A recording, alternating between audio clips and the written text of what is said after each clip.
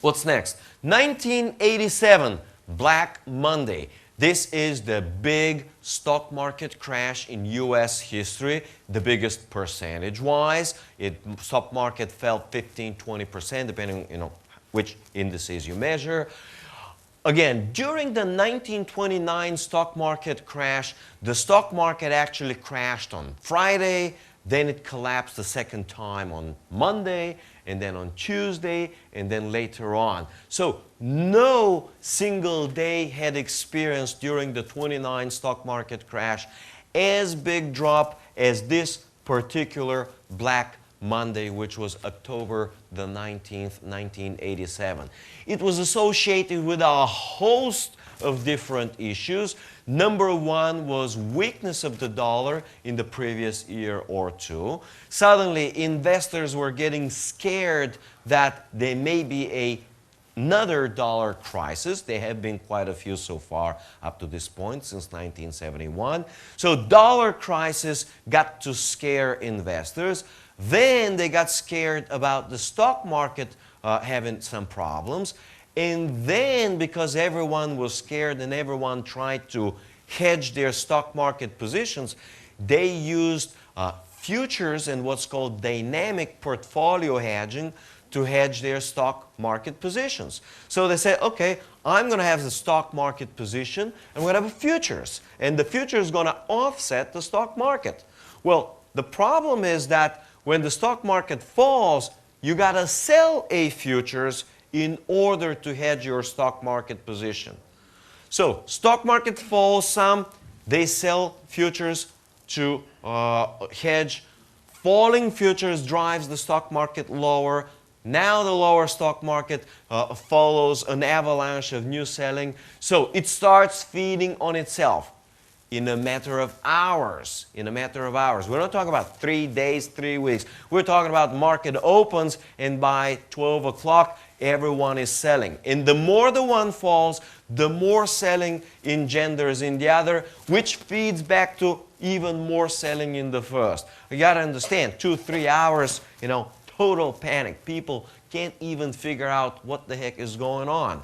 So in that particular day, gold rises that's not correct. In that particular period, gold rises from 340 to 481 as the fears of a repeat of the Black Monday subside. In other words, stock market collapses. Of course, gold reacts, but the next day people aren't okay. They're scared. So it takes them a couple of months to get back in the market, to feel okay, to feel comfortable, and only then gold stops its run on its way up. Let me see if I have a picture here. Well, the picture is that little arrow over there which shows you that particular day. I should have a little more detailed. Okay, here is a little more detailed. So we're looking here from July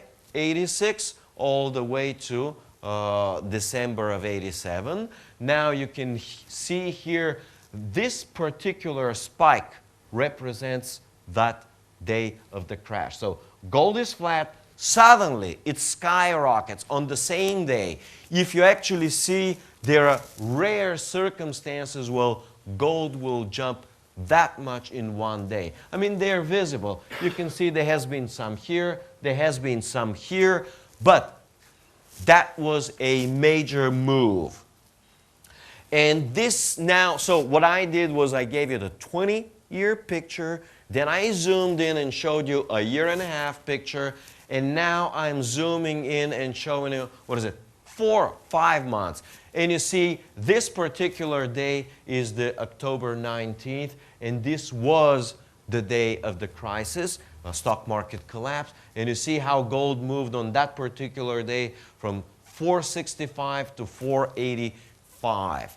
Again, you got to understand, everybody lost in the stock market 15–20%. And at the same time, those that were in gold were making a fairly good return in that one particular day. So authorities intervened, markets relaxed, but it nevertheless continued to go higher all the way to 500 as people renewed their concern a couple of weeks later that maybe the US economy was not as sound as they originally believed. Now, 1993, as I mentioned, I could not identify. I was looking through the chart and see, okay, let me see if there was a clear movement of the gold price. And on that particular point, in that period, there was a movement. That's a July 1993. As I told you, I sent out an email to a bunch of guys, say, hey, you guys can tell me what anything happened? They say, well, no, we don't remember any particular event. One guy mentioned some other fears with Latin American countries. Another guy said, well, these were fears of inflation. People got scared that inflation will rapidly accelerate. But that will be one example where gold went up and there was no clear, easily identifiable crisis, so at least you can see it. Now, 2001 terrorist attack, you don't need the background. Markets were closed for practically a week. It happened, from what I remember, on Tuesday. That day the markets didn't open. They didn't open on the next day, but only on the Monday after that. And then they started crashing big time once they opened. So gold was at 271. On the very next day, gold skyrocketed in 287. I mean, you got to understand from a percentage point of view, this is phenomenal move. I mean, have you guys ever seen a stock market move that way, meaning a developed stock market in Japan or US, on let's say Frankfurt or Paris? I mean, I've never seen anything like this type of a rally in a single day. And as the crisis subsides in a month, gold price retreats back to 275. Again, the fears were that maybe the terrorists will strike a week later, maybe 2 weeks later, as security was tightened. This, a month and a half later, they said, well, maybe they will not strike again. So now you're seeing the 9/11 picture. The big blue arrow is again pointing to that particular trading day. You see that as September 11 strike, then gold immediately held. It held the next day, and on the next day it fell as people became more comfortable with the fact that probably there aren't any more strikes. In other words, people, and that's more or less a reasonable assumption, that, well, if they didn't strike within a matter of hours or by the next day, probably they're not going to strike 3 days later or 7 days later. Of course, they may strike a month or a year later with a brand new preparation. But as you can see, on that particular crisis day, gold went up big time. Now, this is a different view of the very same picture, the very same presentation, but now you're having, it's called a histogram chart, and see how gold behaved here. And you see on that particular day, I've pointed it here, gold skyrockets. Then it holds, you can actually count the number of days. Roughly, I'm looking at 4 weeks, and only then gold prices subsided as fears of terrorist attack subsided. 2003, characterized by the March 2003 March-Iraq War, also better known as the Second Gulf War, also known as Operation Iraqi Freedom. War ramp-up period. So as the Americans were ramping up, of course, you don't, declare war today and invade tomorrow. I mean, for Iraqis, it was Iraqi invasions, a different story. But the point is that usually, if you're going to be invading a country, it takes 3, 6, sometimes 9 months of preparation, military preparation, all sorts of logistics problems. So as everybody saw that the war is approaching and that the U.S. is militarizing, gold went up from roughly 320 to roughly 380. So this was a significant, by any standards, a significant move. We're talking roughly what? $60 on a 320 basis. So this was a little less than 20%. Again, 20% return in a matter of 3 months is a phenomenal investment or phenomenal return. Of course, it is a return that happened during a crisis, but then again, this is what gold is about. Then, as the war escalated, gold rose further from 330 to 430, and you see we're talking roughly from April 2003 to December 2003. I should have a picture for you, and yes, I do have a picture. The first arrow shows the ramp up of the war itself, and the second arrow actually shows the war as the war progressed, and you can actually see the number is there, 320 all the way to 420 or so. So that's another 30% return. So later on, as the war progressed, maybe 6 months later, maybe 1 year later, it was realized, as we now know, that the war was not a major event. I mean, there were no other nuclear complications. You didn't get Iran involved. There were no other problems with Afghanistan. So after 9 months of war, people realized, okay, it's not going to be any event. I mean, the war, you all know and understand, keeps going on and on and on, even today in the year of 2008. 5 years later, but for us, it's not an event. I mean, just some local war like in, I don't know, Somalia or Sudan. So, again, let's see what else we got. Oh, this is actually the last, which is still going on, which is, I must say more correctly, has barely begun. This is the credit crunch, also, which is a combination of a liquidity crunch and a capital crunch. My safe assumption, is it a safe assumption you're all familiar with the credit crunch and subprime? I mean, I'd assume that you wouldn't need any of that here, but the point is, again, August 9 is when it erupted, and it resulted and still results in financial instability.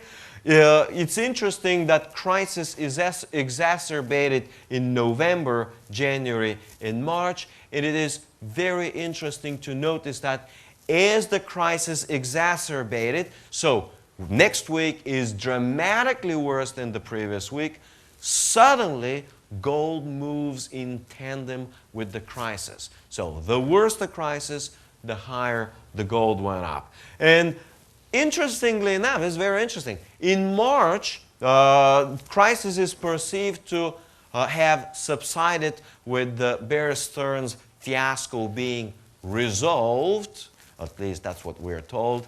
So they say, okay, well, the credit crunch is over. We're back to normal, all of this kind of stuff. And gold price falls by $80. Of course, it's also associated with some other manipulation by the gold, which is, elaborated by the Gold Antitrust Action Committee. The guy here is called Bill Murphy. He and GATA at their website, gata.org, have detailed in great scholarly work. A whole bunch of people have done a phenomenal job for better understanding of the whole market. Whole gold market, how it works, how it's operated, how governments attempt to manipulate the price, why they manipulate the price. But the bottom line is still this: no matter how hard governments are trying to manipulate and lower and push the price of gold, nevertheless, gold has risen from roughly $250 in 2001 to about $1,000 a month ago. Now it's like $930, $940. So roughly we're talking about 4 times in a matter of 6 or 7 years. Again, this is an outstanding return. So far, beaten only by few commodities like uranium, like oil, but it's a different topic I don't want to get into.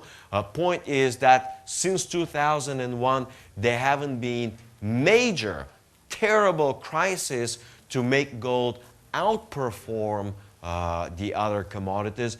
But the most important piece is that there hasn't been any major deep global recession. As there was a global recession in 1973, commodities went up, but gold went up a lot higher. As there has been in 79, 80, again the same story. Now, as the world is beginning to enter into a global, worldwide recession, the US is already in recession. The EU, at least the Eurozone, is already perceived to be slowing down from 3% to roughly 1%. Japanese economy is slowing down. So as the world global economy slows down dramatically, what you would or should reasonably expect based on lengthy history is that gold will outperform all other commodities. When I'm talking about time frame, the next 2 to 4 years or so. Oh, okay. Well, this is the credit crunch. I actually had a picture. I forgot about it. So you can see that gold has been flat right before the picture.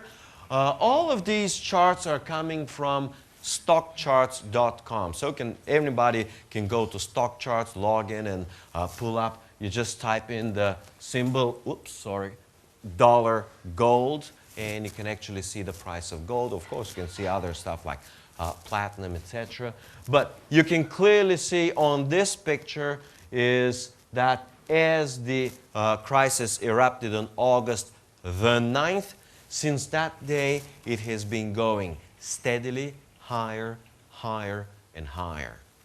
Let's see if there's anything else. Oh, conclusion.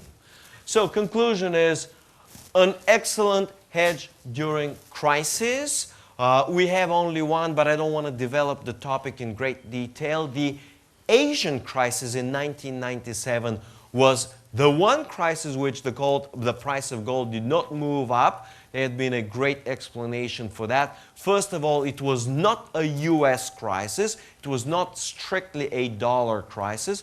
But more importantly, these Asian crises were so deep in trouble that they actually had to collect the gold of their own citizens, melt it up, and then sell it on the market to raise cash, to raise hard currency. So, differently stated, gold saved their ass from a much deeper problems. If they hadn't had that gold melted and sold on the market for hard currencies, the Asian countries in 97, 98, we're talking about Malaysia, Thailand, Korea, and Indonesia mostly, they would have been in much, much deeper trouble if they didn't have the gold to sell on the market. At that point, the gold market was weak, and massive selling of gold did not allow for the crisis to lift up the prices. So yes, there have been historically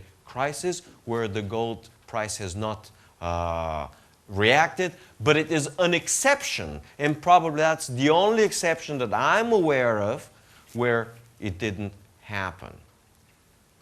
Questions? Let's see any questions before we get a break, or we'll see what the boss says. Any questions on the topic? Can you repeat this address of ORT? Okay, stockcharts.com. Stock. G-A-T-A, known as GATA, G-A-T-A, Gold Antitrust Action Committee, GATA.org. Bill Murphy, that's one of the names. He's one of the better guys in the world who knows the market, who understands it, who writes extensively about it. There's a whole bunch of great people in there. Oh, you're already wireless connected? You're trying to pull it up? Okay. Well, any other questions? Question? What do you forecast next week after Bernanke makes his announcement? It's perceived that they're going to start the printing presses up print more dollar bills next week. Okay, well, did they ever stop the printing presses at one point? They never did. I mean, they never did. Okay, I am not in the business of trying to forecast next week's gold. For example, I teach macroeconomics, international finance, money and banking, investments. I try to do some investment analysis. Well, I'm only asking for your educated opinion, that's all. What I have found is in general for currencies, especially for gold and also for stock market, trying to forecast what's going to happen next week, next to impossible job. I'm using a lot technical analysis personally.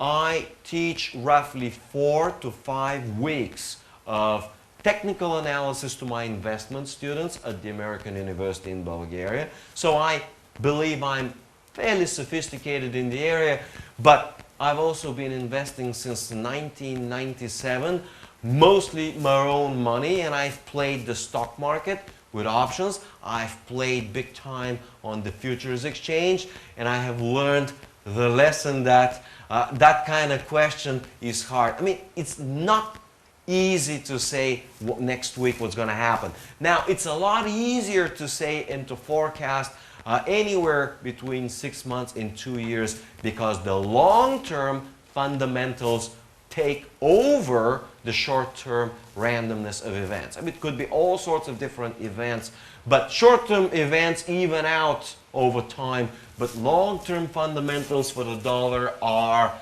weak.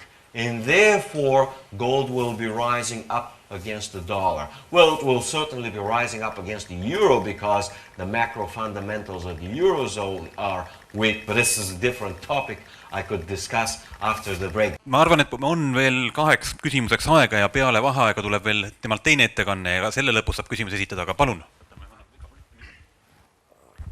A question about silver and gold correlation. Okay. And yeah. I get these questions. All right, so silver and gold. So what about them? What is are they or what's the question? They are so like twins, all right? Like Siamese, bro. Okay? Siamese twins. Yes, they are. Gold and silver are intimately related. I have a fairly decent expertise in silver. I have a decent percentage of my personal portfolio is in silver. The other big chunk is gold. Yes, they are very highly correlated. The most important property to know and understand beforehand is that silver is much more volatile than gold. On the way up, it rises more percentage-wise. Excuse me, on the way down, it falls more percentage-wise. It has very high correlation. It has very solid, strong fundamentals. It has substantial advantages over gold, but it also has major disadvantages. The advantages are related to guaranteed industrial demand. Silver is used for 101 applications, but the disadvantages, number 1, storage. I mean, silver is bulky. Number 2, a little harder to transport from place A to place B. At one point I was telling I had like 4,000 ounces of silver. It's like 150 kilos. I can't, it's in safe deposit. I can't really take it and lift it. I mean, 150 kilograms is an awful lot. I mean, it's a small box, but it's extremely heavy. So handling causes some problems. And then again, it is always, as far as I'm concerned, nice to diversify. You get a decent chunky gold, but you also get a good percentage in silver. Again, I can discuss some more for portfolio. How to size your portfolio, what percentages in stocks, bonds, gold, real estate, or general commodities. It's a different topic altogether. More questions? Or? Ja, sellest teemast räägime kuskil peale 10-minutilist vaheaega, aga hetkeks teemegi siis väikese vaheaja ja ütleks, et teine pool ja ettekanne, kuulsin seda eile Rootsis, on mitte vähem huvitav, pigem rohkem. Nii et jääge meiega. All right.